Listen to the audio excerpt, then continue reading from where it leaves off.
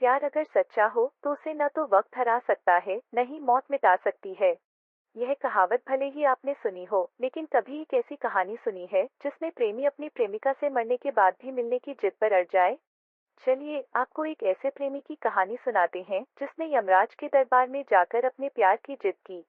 कई सौ साल पहले काशी का राजा विक्रमादित्य अपनी प्रजा का हितैषी था, लेकिन प्रेम के मामले में उसका दिल पत्थर का था।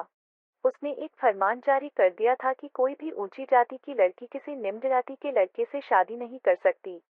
जो ऐसा करेगा उसे मौत की सजा दी जाएगी।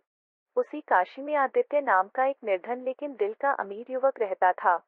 वह मालिनी नाम की राजकुमारी से बेइंतहा प्यार करता था। मालिनी भी आदित्य को दिलो जान से चाहती थी, लेकिन दोनों जानते थे कि यह प्यार उनकी जान पर बन सकता है। एक दिन दोनों ने भागकर शादी करने का फैसला किया। रात के अंधेरे में आदित्य और मालिनी ने मंदिर में शादी कर ली, लेकिन उनकी किस्मत को कुछ और ही मंजूर था। शादी की खबर महल तक पहुंच गई और राजा के सैनिकों ने आदित्य को पकड़ लिया। राजा विक्रमादित्य ने आदित्य को मौत की सजा सुना दी। मालिनी रोती रही, गिड़गिड़ाती रही, लेकिन राजा का दिल नहीं पिघला।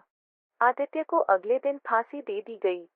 अब कहानी यहीं खत्म हो जाती, लेकिन असली खेल तो यमलोक में शुरू हुआ। आदित्य की आत्मा सीधे यमराज के दरबार में पहुंची। यमराज उसे देखकर मुस्कुराए और बोले, तुम्हारी उम्र अभी पूरी नहीं हुई थी, लेकिन प्रेम के अपराध में तुम्हें बुलाना पड़ा। आदित्य ने भी मुस्कुराते हुए कहा, प्रेम अपराध नहीं, तपस्या है महाराज, और मैं बिना मालिनी के स्वर्ग में भी नहीं रह सकता। यमराज ठिठक गए। उन्होंने कहा, कानून सबके लिए एक है, तुम वापस नहीं जा सकते। लेकिन आदित्य ने हार नहीं मानी। उसने यमराज से एक याचिका मांगी डैश, अगर आप मेरी मालिनी को मुझसे नहीं मिलाएंगे तो मैं यहीं धरने पर बैठ जाऊंगा।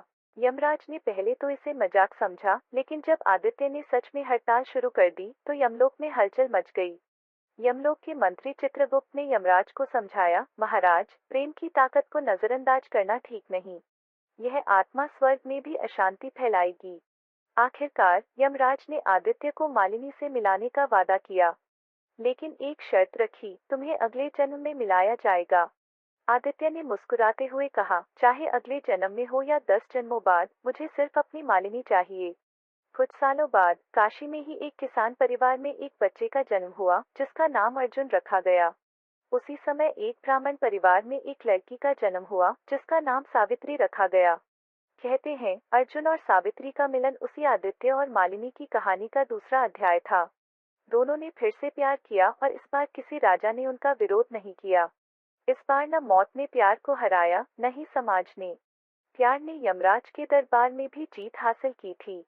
यही तो प्यार की ताकत है, अमर, अडिग और अनंत।